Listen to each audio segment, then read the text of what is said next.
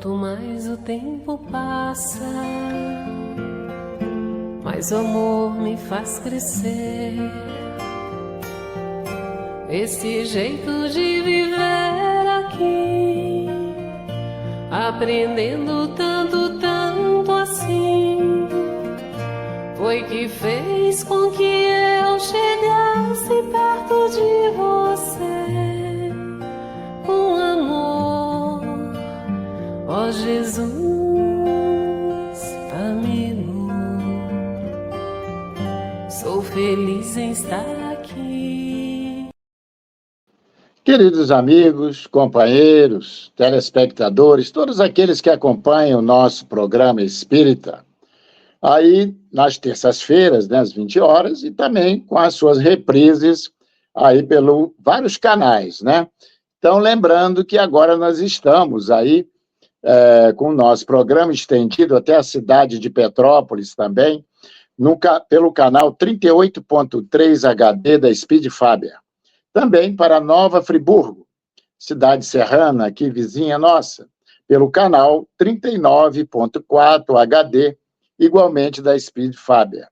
São José do Vale do Rio Preto, também a cidade serrana, aqui próximo. Lá, quem distribui é a GSAT, canal 19. E aqui, pela nossa TV Cidade, Teresópolis, pelos dois canais, 9.1 e 14.2, também pelo HD. Então, hoje nós temos aqui, para falarmos dessa parábola, né, bem conhecida, né, Márcio? É o nosso companheiro Márcio, mais uma vez aqui no nosso programa. E então, é um prazer tê-lo aqui novamente conosco. E ele vai falar para nós aí, à luz da doutrina espírita, né, o ensinamento que Jesus quis passar com esta parábola. Então, eu gostaria aí, o Márcio é um militante espírita, praticante, podemos dizer assim, porque no Rio de Janeiro é muito conhecido, faz palestra em várias instituições, e aqui em Teresópolis, quando ele sempre vem aqui a passeio, ele tem aí, é um meio morador, né, de Teresópolis, e ele sempre nos prestigia lá na nossa instituição, com suas palestras, e hoje ele está aqui conosco. Então, para darmos início, né, ao estudo de hoje, nós vamos ler aqui uma página da obra Minuto de Sabedoria, do professor Carlos Torres Pastorino, e logo em seguida faremos a nossa prece de abertura do programa de hoje. A mensagem de hoje é de número 16. Você jamais está abandonado, absolutamente. O Pai não abandona ninguém. Ele veste de plumas multicoloridas as pequeninas aves, enfeita de beleza e perfume as flores e não deixa morrer de fome, nem os insetos, nem os pequeninos vermes. Esteja certo, não cai um fio de cabelo de sua cabeça, sem que ele o permita. Confie no Pai. Você jamais está abandonado. Uma mensagem de otimismo para que possamos ter revigorado a nossa fé nesse Pai de amor, de misericórdia. E assim convido a todos os companheiros e irmãos que estejam sintonizados conosco nesse momento, que possam elevar seus pensamentos a Jesus e agradecer por esses momentos que aqui teremos de estudo, para aprender e aprendermos um pouco mais dos ensinamentos de Jesus. E é sob as bênçãos dele, de toda a espiritualidade amiga e de Deus, nosso Pai. Vamos dar iniciado assim o nosso programa de hoje. Graças a Deus, e passo aí a palavra ao nosso irmão, nosso companheiro Márcio. É contigo, Márcio. Obrigado, Juarez. Boa noite a todos. Um prazer estarmos juntos mais uma vez para divulgar a doutrina espírita, para conversarmos sobre o que essa doutrina tem a nos oferecer em termos de recursos para que possamos tomar as melhores decisões nas nossas vidas. Jesus, quando esteve entre nós, ele aproveitava. Jesus era uma... Eu tenho um amigo, me permitam dizer isso, que é um grande estudioso dos evangelhos, do Velho e do Novo Testamento também. E ele tem uma expressão que ele falou comigo. Ele disse o seguinte: repara no Evangelho que Jesus era uma pessoa quieta. Normalmente ele era quieto. E ele só falava quando provocado, quando pediam alguma coisa, de uma forma geral, nem sempre. E quando ele era provocado por alguma situação, por alguém que o queria testar, ele respondia normalmente contando uma história. Essas histórias são chamadas parábolas. Parábola tem várias interpretações. As parábolas têm várias interpretações. E por que elas têm várias interpretações? Porque as parábolas contêm um ensinamento embutido ali. Jesus colocava um ensinamento embutido. Que o filósofo Berto Roden, um filósofo espiritualista, não era espírita, mas espiritualista, já desencarnado, ele dizia que as parábolas têm um símbolo material, imediato, de compreensão imediata, porque Jesus tirava essas histórias do cotidiano daquelas pessoas, e um simbolizado espiritual embutido, que significava o quê? Que à medida que nós vamos amadurecendo, espiritualmente falando, nós vamos conseguindo compreender ou perceber essas nuances desses ensinamentos embutidos. E é por isso que as parábolas têm muitas interpretações. As correntes religiosas, seja o protestantismo, o catolicismo, o próprio espiritismo, têm várias interpretações das parábolas. Porque ela depende do quê? Da visão que a gente tem naquele momento, da nossa maturidade, eu não estou dizendo que é imaturidade, mas da nossa percepção naquele momento daquele ensinamento que está ali embutido. E essa parábola, que é conhecida como a parábola do bom samaritano, é uma parábola muito, muito interessante e com muitos ensinamentos embutidos. Apesar dela ser uma parábola muito conhecida, muito conversada, discutida, é preciso que a gente preste atenção nas nuances que ali tem de ensinamentos que Jesus embute ali. Ele foi provocado para fazer essa parábola. Eis que se levantou um doutor da lei. O doutor da lei quem era? Os doutores da lei eram os sábios, os intérpretes da lei mosaica, da lei dos judeus. Eles formavam o sinédrio. E eles eram juízes, senadores, eles pertenciam à nata da sociedade e o poder de decisão sobre questões era deles. Havia alguma questão entre as pessoas, entre os cidadãos, ou uma questão qualquer, levava-se ao doutor da lei, como se leva ao tribunal. E ele, baseado na lei mosaica, eles davam as suas decisões. Então, o doutor da lei era um tremendo conhecedor, profundo conhecedor da lei mosaica. E aí o doutor da lei se levanta e vai fazer uma pergunta a Jesus capciosa para o tentar. Porque eles tentavam pegar Jesus em contradições, para daí tirar a sua credibilidade. E aí ele pergunta: o que eu devo fazer, mestre? Mestre, olha só, já a sutileza. Né? Mestre, o que devo fazer para conquistar a vida eterna? Olha a sutileza, mestre.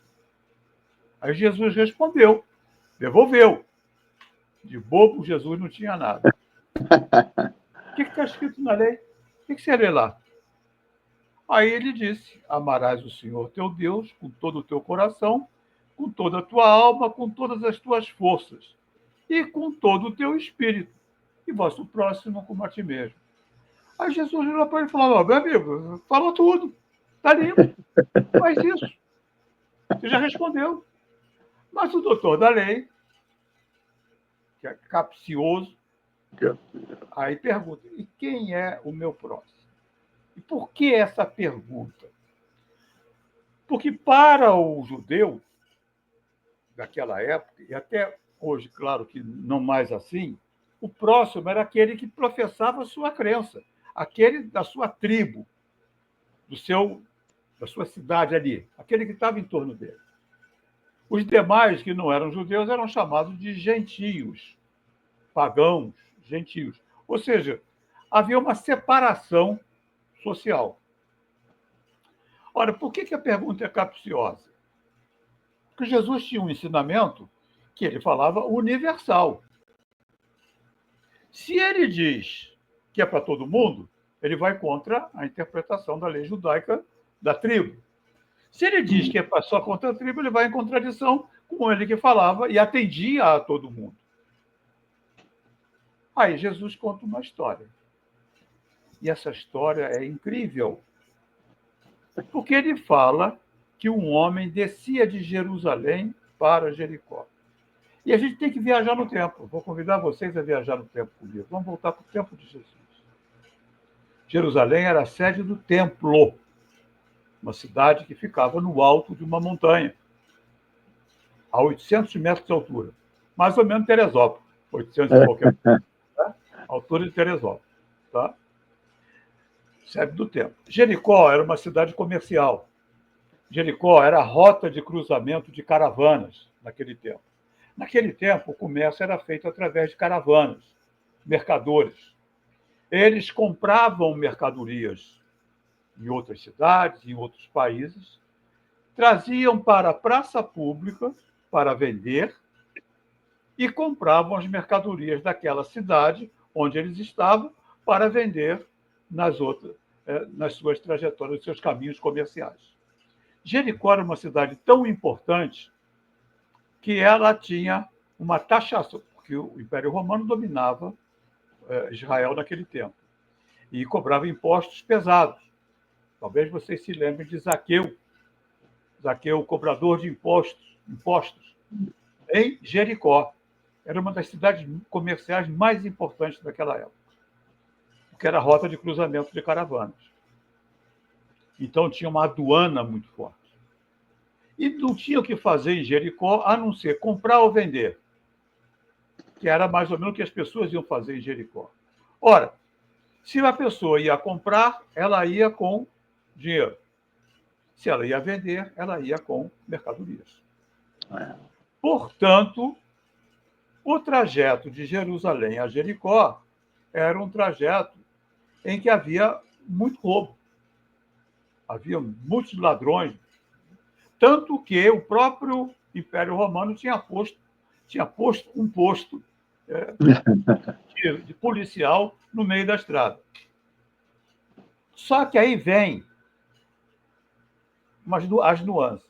Descer de Jerusalém, sede do templo, Jericó, comercial. A diferença de altura de Jerusalém para Jericó é de 1.000 metros, porque Jerusalém está a 800 metros acima do nível do mar. Jericó está a 200 metros abaixo do nível do mar, na beira do Rio Jordão, no Mar Morto. Então, e a estrada de Jerusalém para Jericó era uma estrada de aproximadamente 25, 27 quilômetros naquele tempo. Não sei como é que está hoje, que eu nunca fui a Jerusalém. Era uma estrada perigosa, porque ela descia a montanha, ela descia a serra, fazendo muita curva, meio de vales, montanhas, e ali tinham muitas emboscadas. Era uma estrada muito perigosa e íngreme. Não era uma viagem fácil. Então, nós estamos nos situando. Nós temos que descer uma serra. Um homem ia de Jerusalém, um homem que descia de Jerusalém para Jericó. Basicamente, ou a pé ou a cavalo. Então, ele estava no caminho. Foi assaltado. Caiu na mão dos ladrões, que o despojaram e encheram de feridas e fugiram, deixando-o quase morto. Então, o que nós temos? Um assalto violento, e um homem caído, quase morto. O despiram, deixaram ele nu. Tá? É curioso, e aí vem os ensinamentos e a malícia de Jesus, no bom sentido, porque as pessoas se reconheciam das suas regiões pelas roupas. Os samaritanos se vestiam de um jeito, os nazarenos se vestiam de outro jeito, os de Jerusalém se vestiam de outro jeito, os romanos se vestiam de outro jeito. Mais ou menos como hoje nós temos regionais, né? O nordestino tem as suas roupas típicas, o gaúcho tem suas roupas típicas. Você sabe que é um gaúcho quando ele usa roupa típica. O nordestino também. O carioca também, como nós aqui, né, no Rio de Janeiro. Botou bermuda e chinelo é carioca. É mais ou menos por aí. São os trajes. Pois é. Então, o homem estava caído, nu. Ora, se ele estava nu, não dava para saber de onde ele era. Era um homem caído, simplesmente um homem caído. Aí acontece que desceu pelo mesmo caminho um sacerdote. Olha, Jesus tinhoso. Quem tinha feito a pergunta para ele foi o sacerdote. Ele bota o sacerdote na história descendo. Desceu o sacerdote. Que olhou para o homem, passou pelo mesmo lugar, vendo-o, viu, continuou andando. Jesus não faz crítica, não fala nada. Seguiu viagem. Um levita também, naquele tempo, pertencia à nata da sociedade, também conhecedor da lei, porque frequentador do templo e das cerimônias. Que também passou pelo mesmo lugar, ele muda o verbo em algumas interpretações, não, alguns textos. Nós temos um outro verbo, fala observou-o. Eu acho muito interessante que ver é uma coisa, observar é outra. Eu estou vendo o Juarez aqui, mas estou observando que atrás dele tem um quadro. Observou-o. Observar significa uma atenção. Observei. Provavelmente o levita falou, pô, estrada perigosa mesmo, alguém tem que tomar uma providência aqui. Aqui está uma bagunça. Você pode andar aqui sossegado, em segurança. Cadê a polícia? Cadê a PM? Quer dizer, não tinha PM naquele tempo. Os soldados romanos, né? Soldado, cadê? E foi embora. O cara continuou caído. Aí Jesus coloca, para arrumar encrenca, um samaritano. Inimigos mortais dos judeus, vice-versa. A Samaria era uma dissidência dos judeus. Tinha o seu próprio templo, suas próprias... Eram judeus também, mas suas próprias cerimônias, seus próprios livros, não se davam de jeito nenhum, nem se falava. E aí ele bota o samaritano. E aí ele fala, samaritano, porém que vinha em viagem, um samaritano, chegando ao lugar onde estava esse homem, e tendo-o visto, sentiu compaixão. Compaixão é uma palavra composta, ela significa você entrar em sintonia com a dor do outro. Compaixão. Aproximou-se, olha só agora, ele não ficou só. No que ele se aproximou, ele deve ter visto que a situação não estava muito boa. Está feia a coisa. Se ninguém fizer nada, esse cara vai morrer. E não tinha ninguém, só ele. Aí o que ele fez? Tratou as suas feridas com azeite e vinho. Lembra que essa trajetória era feita apenas para Jericó, com gente com dinheiro ou com mercadoria? Ele estava com mercadoria, azeite e vinho. Então ele ia vender em Jericó. Ele estava no caminho. Em seguida, tratou as feridas, o que ele tinha. Colocou-o no seu cavalo. Estamos falando de um homem rico. O cavalo não era qualquer um que tinha. Tá? Pode comparar um cavalo hoje com uma BMW, com um Jaguar, com um Audi, algo do gênero. É qualquer um que tem. Tá? Não é um Fusca. Tá? Apesar de que aí em Teresópolis tem tanto Fusca colecionadores que valem mais do que o carro. Pois bem, tratou suas feridas, enfaixou-o, colocou-o no seu cavalo e levou-o para uma hospedaria.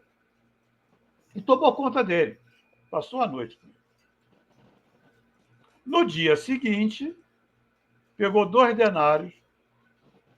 Denário era uma moeda da época que, ao tempo de Jesus, correspondia ao pagamento de um dia de salário. Era o denário. Deixou 2 com o dono da hospedaria. E falou para ele: cuida dele, porque eu tenho negócios a fazer, e na volta, se você tiver tido alguma despesa a mais, eu te reembolso. Calou a boca. E aí olha para a cara do doutor da lei e pergunta: qual desses 3, sacerdote, levita, samaritano, te parece o próximo daquele cara que caiu na mão dos assaltantes? O doutor da lei também era tinhoso, ele não falou que era o samaritano. Ele falou... Orgulho, aí é orgulho. Aí é orgulho. Aí ele falou: aquele que foi misericordioso com ele. Misericórdia é uma palavra composta. Miséria, estado de carência que por si só a pessoa não consegue sair, e córdia, coração. Sentimento com a miséria do outro. Jesus então falou: então você vai e faz o mesmo. Sim. Por aí. Sim. Aí a gente vai olhar para algumas doações que esse samaritano fez. Em primeiro lugar, ele começou a doar tempo, ele interrompeu a viagem. Tempo. Ele era um homem de negócio, ele estava a caminho. Tempo. Em segundo lugar, ele doou os recursos materiais disponíveis. Não sei se eram os melhores recursos para tratar das feridas daquele homem, mas é o que ele tinha. Óleo e vinho. O que ele pode fazer? Azeite e vinho. Foi solidário. E passou a noite com ele na hospedaria. E deu segurança. Por que ele deu segurança? Porque ele garantiu o pagamento e, na volta, ele reembolsaria. Então, ele fez 4 doações: tempo, recurso, solidariedade e segurança.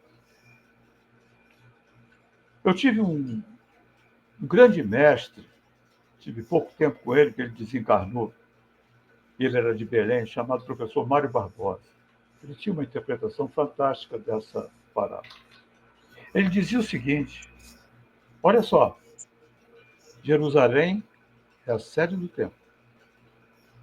Jericó é o mundo material.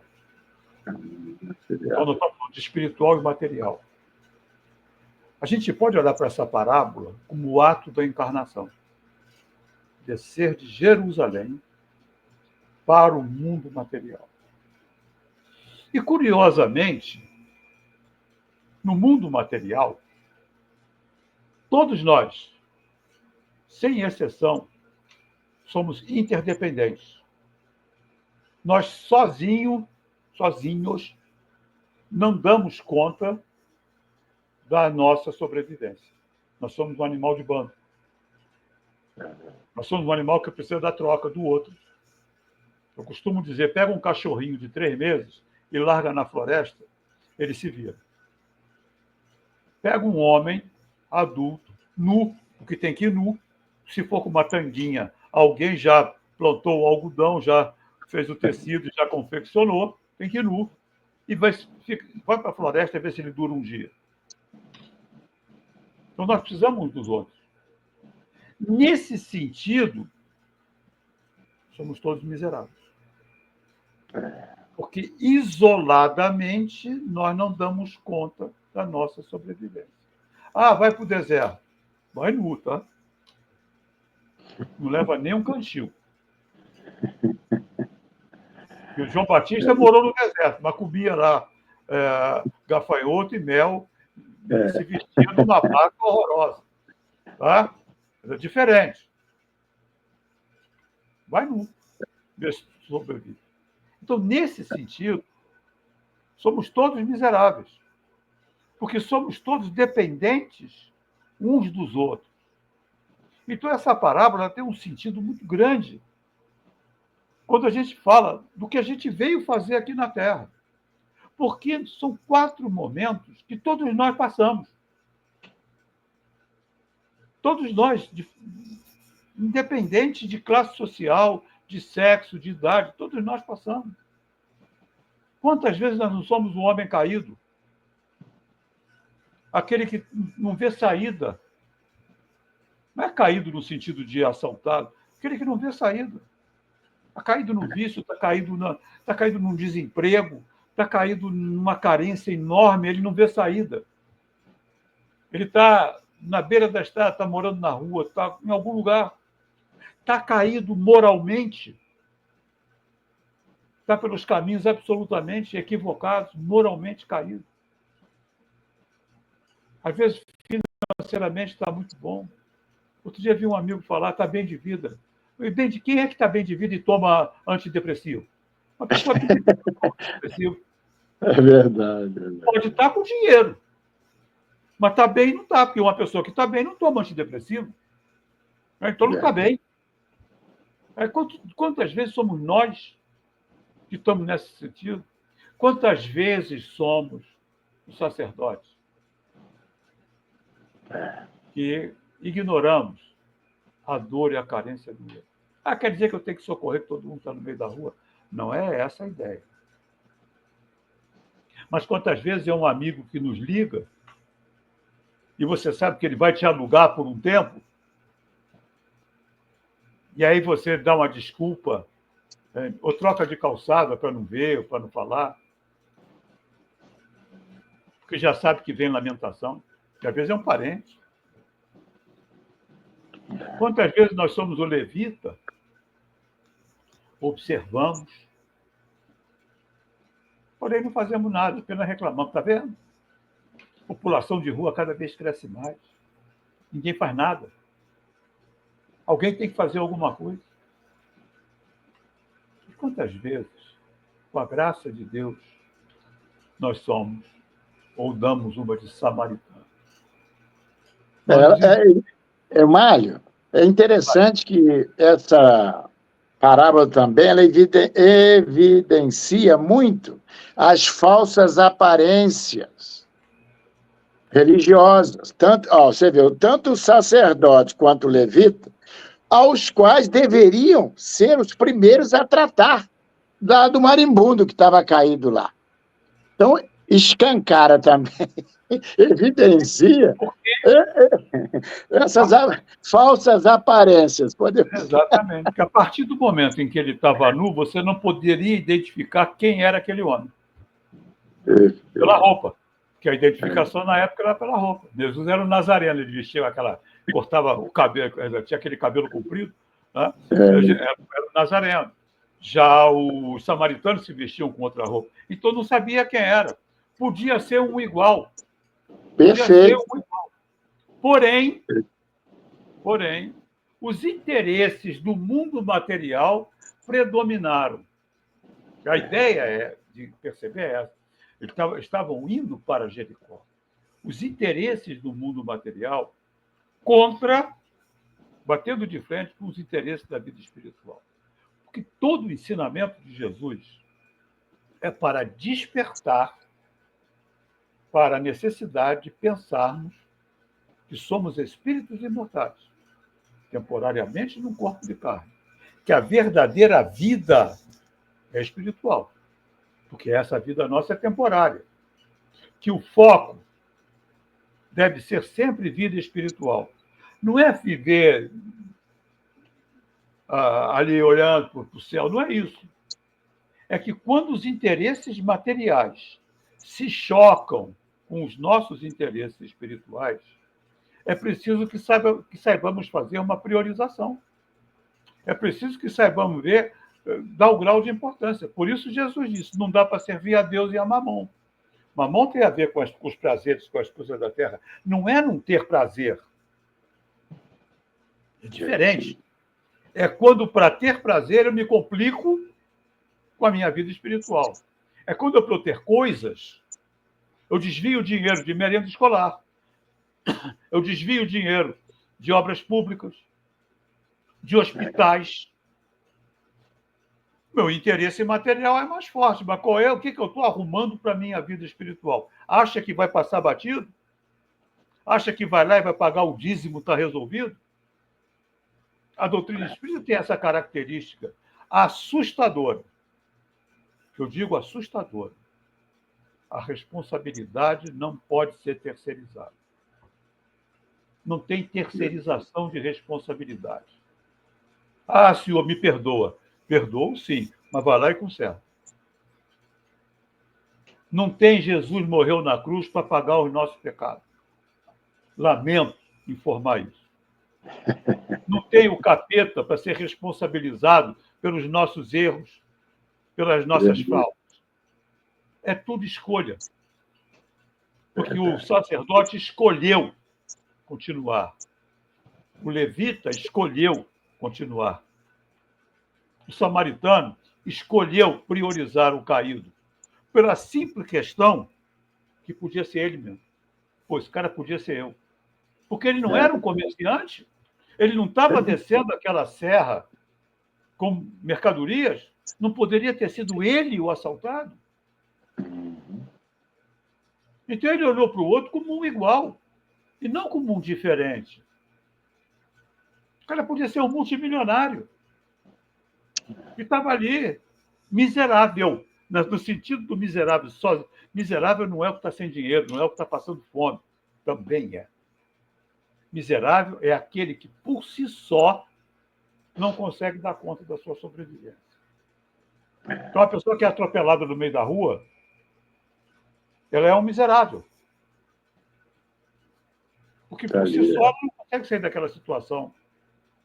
Eu tenho uma amiga que mora na Alemanha, numa cidade interior, e eu achei muito interessante que ela me contou uma história. Ela, neve, já tem uns 2 anos esse episódio.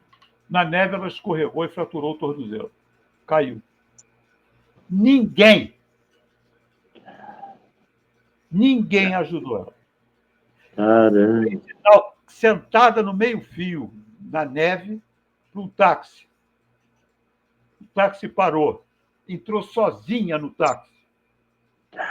Nem o taxista desceu para ajudá-la a sentar. Com o joelho, com coisa torcida. Quebrou, fraturou. Não chegou a quebrar, ela fraturou. Para levar ela para o hospital. Lá no hospital é que ela foi socorrida. E quando ela me contou essa história, eu falei, isso é a história do samaritano. Isso é a história do samaritano. É a parábola. O caído é uma profissional de nível superior, altíssima competência, não vou identificar, vai que ela esteja me ouvindo, eu não vou identificar, altíssima competência, profissional fantástica, mas naquele momento ela era caída. Por sorte, ela não ficou desmaiada, tinha recursos financeiros, mas nem para botar a moça dentro do táxi teve uma pessoa. Nem para botar. Isso lembra os nossos estados. E aí eu fico pensando que a gente deveria dar mais atenção a essa parábola. Ela é uma das... Todas as parábolas são importantes. Mas ela tem a ver...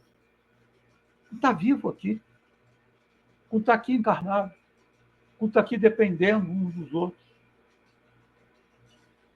com ser um empregador que tem uma série de compromissos com os seus funcionários, que quando ele não paga em dia, cria um transtorno enorme na vida dele. De ser um empregado que é pago para para fazer determinados serviços e para fazer direito, porque ninguém paga para fazer ruim. De ser um governante, de ter uma responsabilidade imensa. Uma vez escutei o Papa Francisco, nem sou muito chegado nesse Papa, não, mas certas coisas ele bate bem na mosca. Ele falou que o cristão tem a obrigação, ele não falou católico, eu achei interessante que ele falou cristão, tem a obrigação de participar da vida política do seu país. Porque é na política que você pode fazer o maior bem mais amplo, mas também pode fazer o maior estrago. Mas também pode fazer o maior estrago. Porque também é na política que você pode arrumar uma encrenca que não tem tamanho. Para uma meia dúzia de encarnações aí, né? Se for, eu acho que ainda está de bom tamanho. Tá? Então, nós nos olharmos como peças de um relógio. Vai pensar num relógio. Os relógios hoje são mais automáticos, tá? Mas os relógios mais antigos tinham uma montanha de engrenagem lá dentro. Tá? Uma série de engrenagens. Qual é a engrenagem mais importante de um relógio? Qual é a peça mais importante de um relógio? Todas. Tira um parafusinho pequenininho lá de dentro e os ponteiros lindos, maravilhosos, e o maior designer param.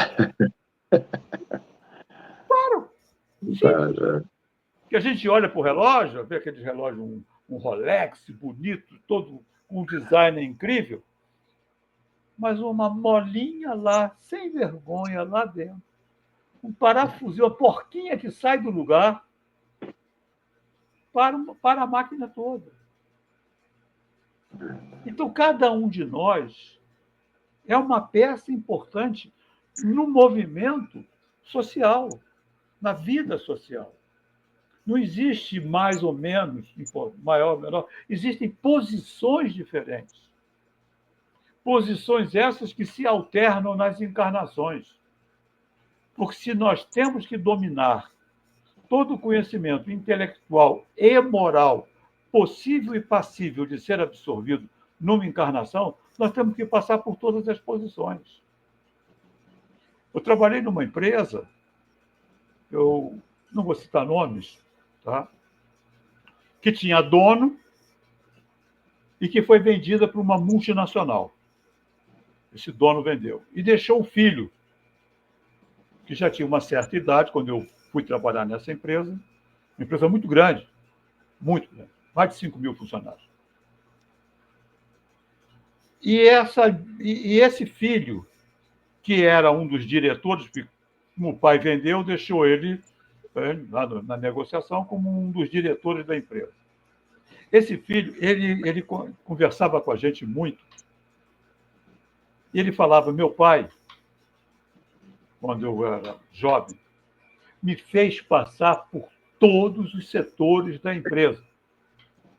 Eu trabalhei em tudo quanto é canto. Carreguei rolo de plástico, operei máquina, eu empurrei carrinho, eu fiz tudo. Que meu pai disse: um dia isso é seu, vai ser seu. E você tem que saber cada detalhe, das operações dessa empresa. E ele era uma pessoa profundamente humana. E era uma pessoa que a gente socorria. Não vou citar o nome dele, ele deve ter desencarnado por tanto tempo isso. Mas, olha, eu estou com um problema aqui, eu era gerente de produção, estou com um problema na máquina tal. Meu filho, vai lá na rebimboca da parafuseta, que provavelmente está lá desse problema. Ele conhecia profundamente. Ele passava pelos operários, às vezes ele visitava, ele gostava do chão de fábrica. Ele conversava, sabia nome, perguntava: está tudo bem com vocês? Como é que está na sua casa? Como é que foi o almoço hoje? A empresa fornecia a refeição, tinha refeitório. Está tudo legal? Está tudo certo? Estão sendo bem atendidos? Ele era interessado em cada um. Esse homem, ele tinha a visão de conjunto. Porque aquele operário tinham máquinas enormes, os calandras, sendo máquinas enormes, elas ficavam dentro de um prédio, praticamente. Se alguém sabotasse, a calandra rodava 24 horas por dia, porque ela era aquecida, então não podia parar. 7 dias da semana, 24 horas por dia. Se alguém sabotasse uma calandra daquela, que podia ser, aquilo ia dar um prejuízo boçal para a empresa. Então, aquele cara que estava ali limpando podia pegar uma porca, um parafuso, e jogar lá numa engrenagem e criar um problema. Então, aquela pessoa não só era importante pela função, como também, como sendo um daqueles que tomavam conta. Uhum. Todo mundo, ele fazia com que cada um, ele conseguia fazer que cada um se visse como uma peça importante dentro do processo. Claro que tinha os revoltados, sempre teve, tudo quanto é canto tem. Tá? Mas ele conseguia, com a simplicidade dele, de diretor, de filho do dono, né, antigo filho do dono, ele conseguia, com a simplicidade dele, olhar e se interessar por cada um. Esse homem era um samaritano. Olha, tem mais de 40 anos isso. E eu me lembro dele com muito carinho. Porque ele também olhava, eu era engenheiro, então, ele olhava com muito carinho também para a equipe de... Olha, cuida bem dos meus meninos. Olha para esses meninos. Ele era assim. Então, esse é o samaritano. Não é a função do outro que o faz ser maior ou menor, nem a sua, nem a minha, que me faz ser melhor ou pior do que alguém. O que me faz ser pior ou melhor do que alguém é não cumprir a minha função que eu devo fazer. Eu sei que o Juarez vai querer dar uma parada aí, né? Não, vamos dar uma parada agora e retornamos aí para a parte final, aí, os 15 minutos finais aí. Tá? Vamos lá.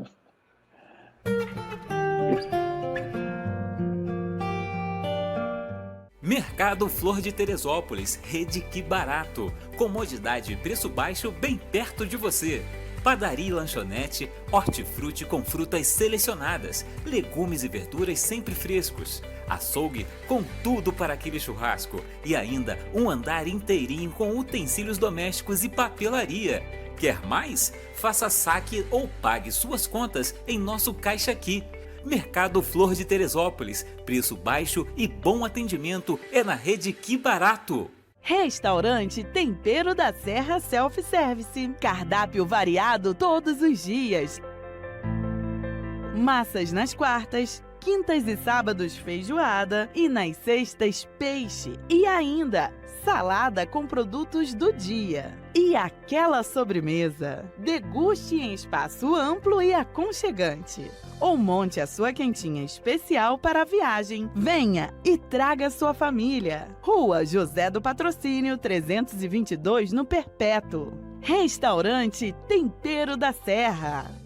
A Sociedade Espírita Amor e Caridade é uma instituição cristã, sem fins lucrativos, que tem como missão contribuir para a formação de uma sociedade mais justa, fraterna e humana, através do estudo do Evangelho de Jesus, à luz da doutrina espírita, com estudos e palestras em dias e horários diversos, aulas de evangelização para crianças, jovens e adultos. Venha nos fazer uma visita e conhecer o nosso trabalho. Mercado Teresópolis. Rede Que Barato no Perpétuo. Aqui tem qualidade e melhor preço. Perfumaria, material de limpeza, frios e açougue completo. Frutas, legumes e hortaliças selecionados, padaria e lanchonete com pães e bolos diversos. Compre na loja ou pelo Disque Entregas. Venha e comprove. Mercado Teresópolis.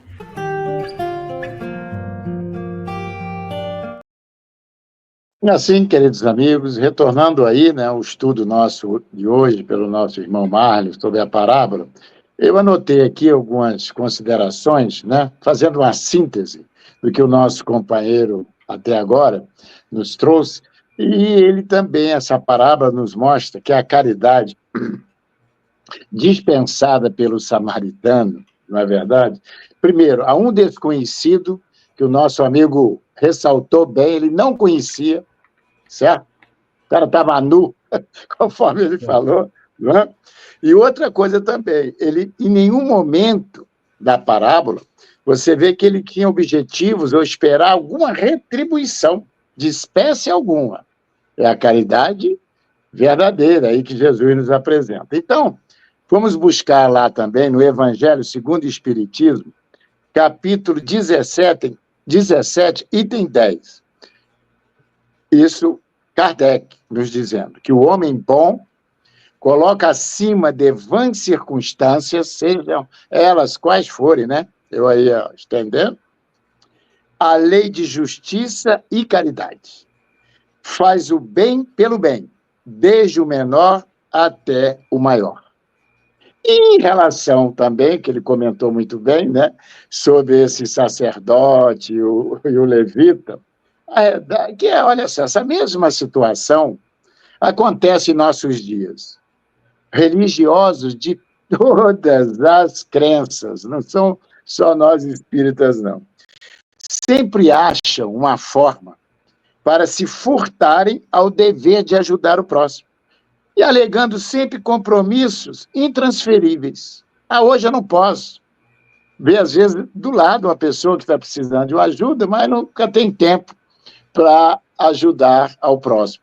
Como o nosso companheiro falou no início, a parábola tem muitos vieses, tem muito ensinamento embutido. E ele ressalta, né, essa verdadeira caridade prestada ao outro, de várias formas, conforme você citou aí, não é? A empresa que você trabalhou, era um homem bom. Olha aí, o dono é um homem bom. Atendia ali a todos os funcionários com carinho, né? Dando estímulo. Olha, é isso que ele está dizendo. O homem bom sempre acha oportunidade de ser útil, né, ao próximo, de ajudar ao próximo. Bom, essa é a minha participação e vou passar agora para o nosso companheiro. Aí, né, temos aí uns 10 minutos para ele continuar e fazendo aí o seu fechamento, as suas considerações finais, e depois ele retorna que eu irei fazer a nossa prece aí de encerramento. É contigo, Mário. O importante que a gente percebe na parábola é que Jesus não julga. Ele só conta. Ele não fala nada. Ele deixa a observação para o doutor da lei. Ele não julga. Não fala, porque não há julgamento. É livre-arbítrio. Livre-arbítrio. É escolha. Jesus não julga de forma alguma. E aí você pode perguntar, pô, mas peraí, eu moro aqui na Tijuca, no Rio de Janeiro, e com frequência eu vou à Praça Sans Pena, que é uma praça onde tem o comércio mais forte. E é uns 3 quilômetros da minha casa. E eu vou a pé. Eu gosto de andar, eu gosto muito de andar. E, obviamente, a população de rua aqui no Rio de Janeiro aumentou muito, muito. Então, é muita gente pedindo. Aí você pode... Se eu sair de casa e for dar para todo mundo que pediu, eu vou chegar pedindo.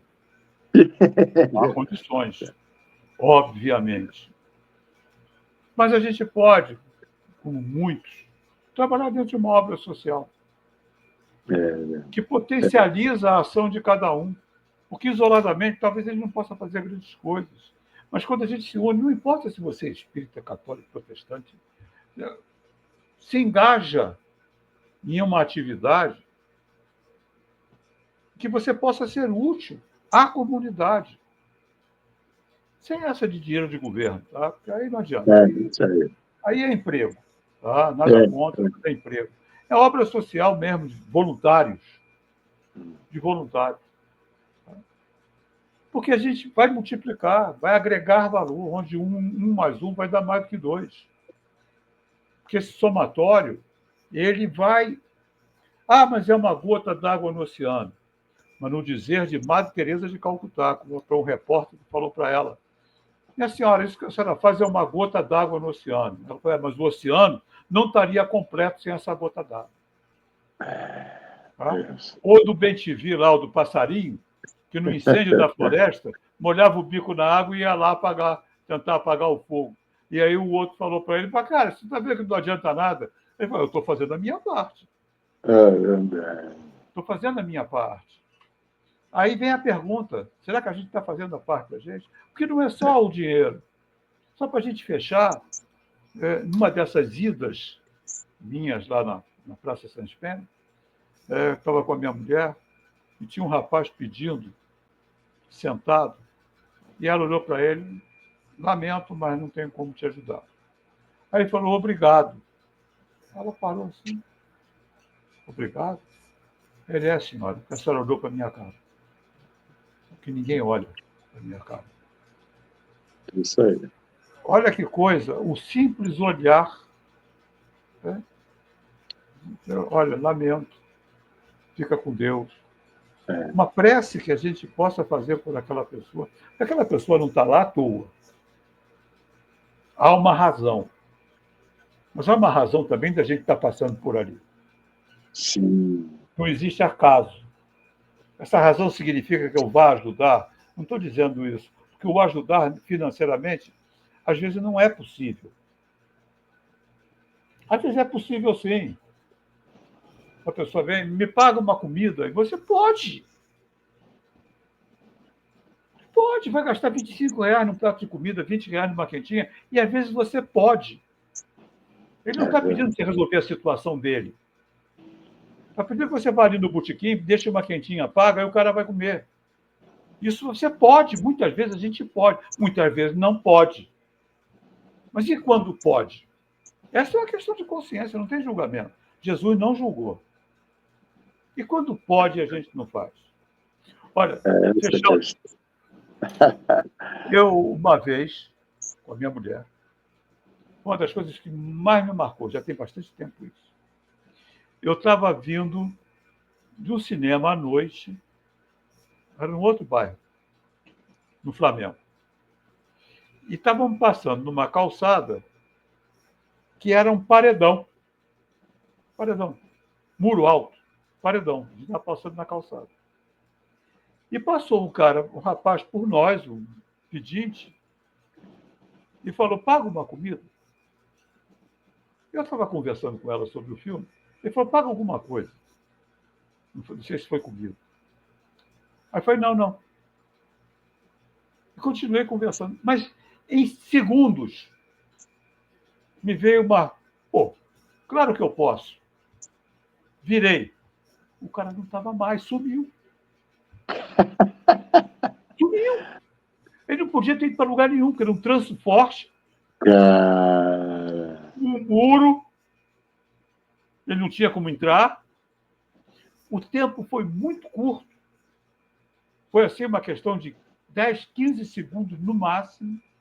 E o cara sumiu. Eu falei: cadê o cara? Não sei. Ele sumiu. Eu ainda fiquei: será que foi um espírito que veio me tentar aqui para saber da minha caridade? Eu não vou achar que foi Jesus que veio aqui na Terra para me testar. Mas, será que foi algum espírito? Até hoje eu tenho isso inculcado, porque não tinha como. Trânsito muito forte.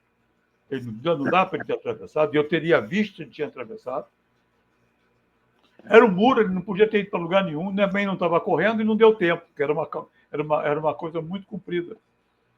Aí vem aquela questão, olha que me incomoda até hoje, da perda da oportunidade. Oportunidade. Quando a gente perde a oportunidade de poder fazer alguma coisa, porque eu podia. Isso aqui. Toda a consciência está aí, eu podia. Não ia me custar 15, 20 reais no botequim ali, pagar um salgado com um refresco. Eu podia.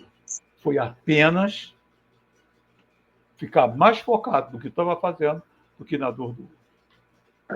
Nessa hora, baixou o sacerdote ali, ou o levita.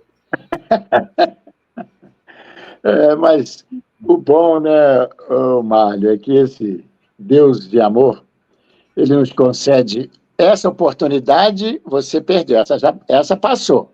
E não julga.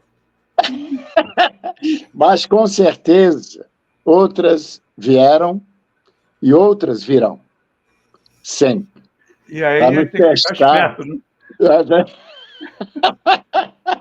Não é verdade? Temos que ficar esperto para nos testar a nossa sensibilidade. Essa parábola nos remete a isso. É a nossa sensibilidade em relação da dor do próximo, das necessidades, porque nós somos miseráveis, você colocou muito bem. Nós temos aí os bons espíritos, que são os bons samaritanos, que estão procurando nos ajudar a curar as nossas feridas morais, eles ajudam. Mas nós temos que fazer por nós, não é? Então, e realmente, é esse toque, né, que Emmanuel nos diz, que precisamos nos abrir, o toque da alma, a mensagem do Cristo, uma vez observada, olha aí o termo que você falou, né? Dentro do sentido real, porque Jesus, todos os seus ensinamentos e parábolas eram direcionados, direcionado ao espírito imortal. Aliás, não só você, como eu e muitos, deixam passar essas oportunidades, não é? De provar se realmente somos aqueles discípulos fiéis do Cristo, que muitos nos dizemos, né? Ser.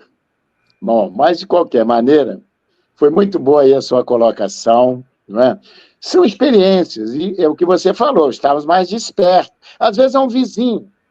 Eu tenho também uma historinha rápida para contar, falando uma ocasião, né, de caridade. Então, eu observei um senhorzinho e falei, mas eu não... Você sabe, senhor Juarez, comentando comigo, eu não sei, eu não tenho como ajudar, sabe? Eu não ajudo, eu não tenho, eu ganho um salário mínimo de aposentadoria, um senhorzinho, mas bem de saúde. Olha, eu sabe o que eu faço? As pessoas, às vezes, até que não tem ninguém para levar ao médico, que moram sozinhos, precisa de... Você sabe que eu me coloquei à disposição. Você sabe que eu tenho um grupo agora de senhoras e senhores idosos, e nós não tem uma companhia para ir ao médico, não tem... Ele está fazendo isso, olha aí. Olha o bom samaritano aí, né? Não é verdade? Sem necessidade de gastar dinheiro, né? Sim, porque ele não tem mesmo. O que ele ganha é a quantia, né? Então, há muitos meios, sim, de a gente procurar ajudar e auxiliar o próximo. Olha, meu amigo, eu agradeço aí imensamente das suas palavras aí, trazendo essas reflexões, né, à luz da doutrina espírita.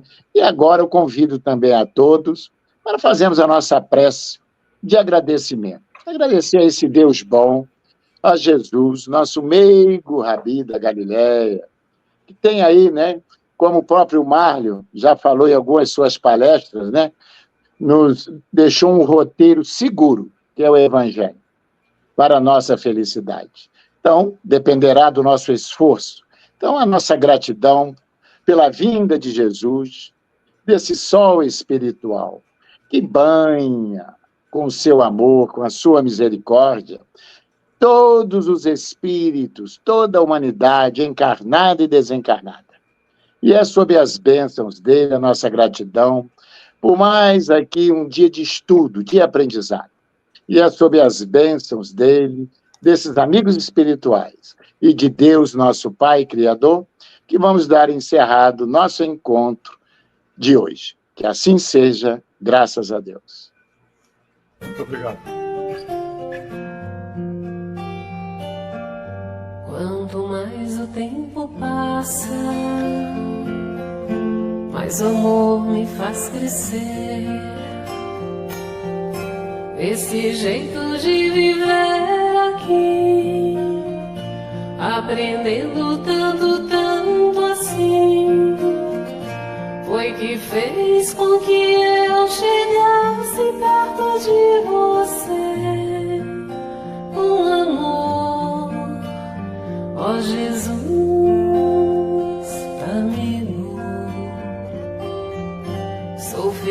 sem estar